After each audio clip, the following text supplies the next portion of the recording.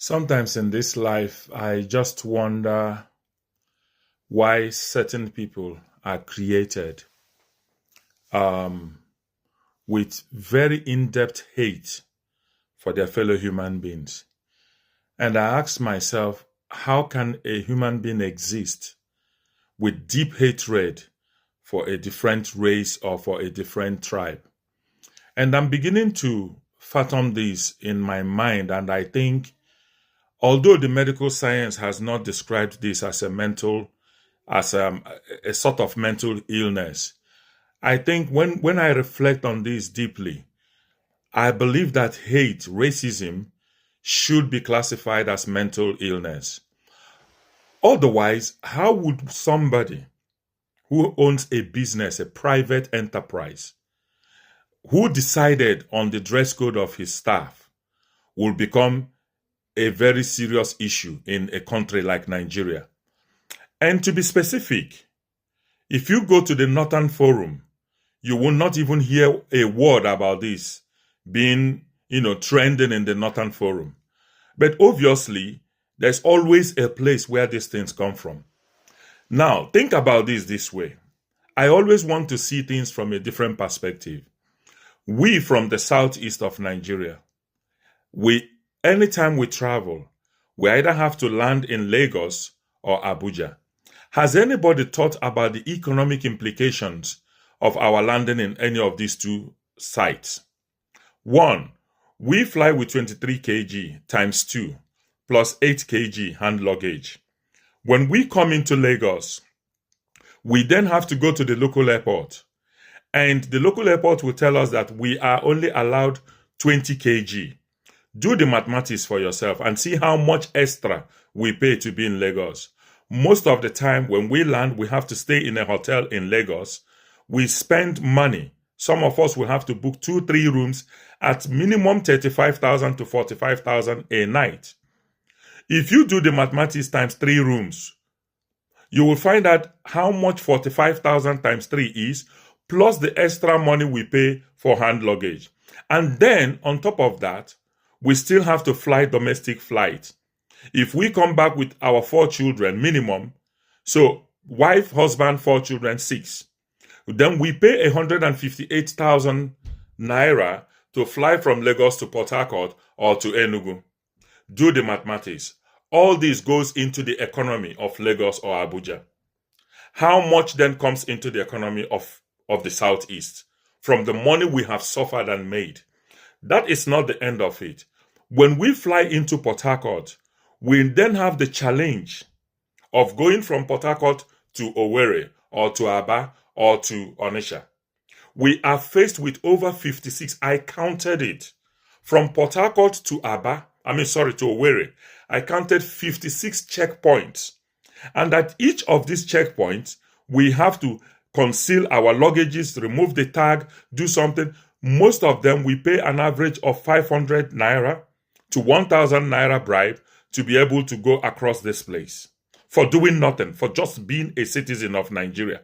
Some places, when you get there, there are like 7 checkpoints. You have the police, you have the army, you have the red beret people. I don't know what sort of special police that. You have the VEO, you have the vehicle license people, you have the road safety corps. You even have one group that was between River State and Imo State, Owerri. They are dressed like kidnappers. They have their shrine in the middle of the road, and they have knives on them, and then they stop you and demand money. I don't know what to call that one. When I inquired, they are one sort of vigilante group within the River State Axis. This is the challenge we face. If you then commit a capital crime of going from Lagos to the east by road, you are guaranteed to spend an average 8 to 10 hours, be harassed by the thousands of police checkpoints before you get to Onitsha or Enugu. So when people talk about airpeace, just wearing Isiago, do they understand that even the airpeace himself, who happens to be an Igbo man, runs his business from Lagos, probably again from Abuja? He doesn't run his business from the east. So we from the east have to we go through pain and suffering just to land in Lagos or Abuja. Do the mathematics of what I've told you. You will see that an average Igbo man that flies from London, before he gets to the southeast into his house, he would have spent close to £600 just to fly into Nigeria and get into his house. So when these people, when these haters and these bigots talk on people like Reno and all the rest of them, talk rubbish about Isiago, let us be very careful, because the pain that we go through in the southeast, none of you go through it. You do not understand our pain. So somebody's running his private business, but you now want to tell him how the dress code for his staff. Sometimes I don't think you guys really understand what it means to be Igbo in that country called Nigeria. You do not. And it is very painful that some educated, so-called educated people are in this saga. I've read numerous nonsensical comments on Twitter and all the rest, led by this recalcitrant called Reno. But having said that, all I would appeal to airpeace is to remember that Enugu has an airport. We would equally want to fly, land in Enugu, or any of the airports in the southeast and go into our houses without having to pay all the amount of money I mentioned. My friend stayed in a service apartment somewhere in Lagos, and he paid 150,000 a night. Just landing in Lagos, 150,000 for service apartment. Then the next morning he has to pay all his local flights to get down to the east. Sometimes you people don't understand the pain of being Igbo. And besides, Isiago is not even a traditional attire that a woman in Igbo land should wear. Isiago is meant for the men. The women go with their two-piece wrapper or any other type of wear. What if he decides to give them two-piece wrapper? What will happen? What will happen? If you guys are so angry, why don't you set up your own airport and even your own plane or airline and do what, dress any way you want, as long as the price is cheap, as long as the price is okay. The Igbo man will patronize you.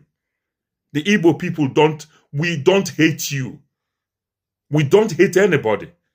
We patronize every business as long as the satisfaction, the customer service is there. What is this hate all about? Somebody would ask, what is this hate all about?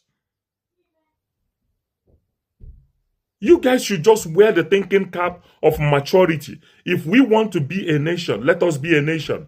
If you guys hate us so much, why are you even struggling to keep us in Nigeria? Why? Why don't you then let the Southeast go? And let us compare records in the next 10, 20 years. Who will be more developed and who will be more advanced? What is all this hate all about? You don't like a people, but you want to be in the same country with them. You seize their property. Look at the nonsense comment made by Nwike, talking about how he dealt with the Igbos. And all of you kept quiet. You enjoy this hatred and wickedness and evil against the people who have done nothing to you, apart from being Nigerians.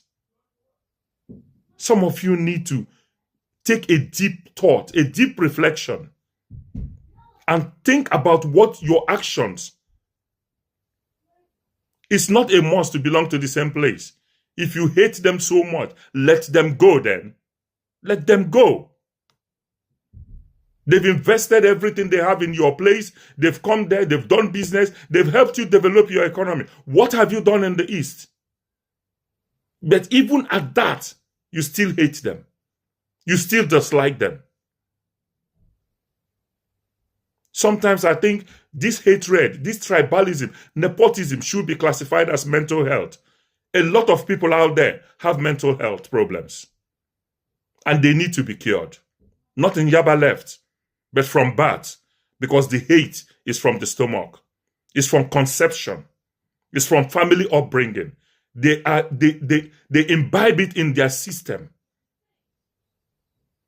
It's so sad to read all these comments, and I wonder, how will somebody be happy being a Nigerian?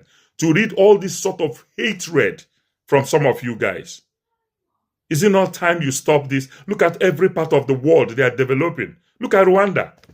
Look at even Niger Republic right behind us here. The young man is doing fantastically, creating a nation for people. He's not minding the tribe in his country. He's building Niger Republic now that we used to laugh at. And you guys are here hating on one another. It's so sad.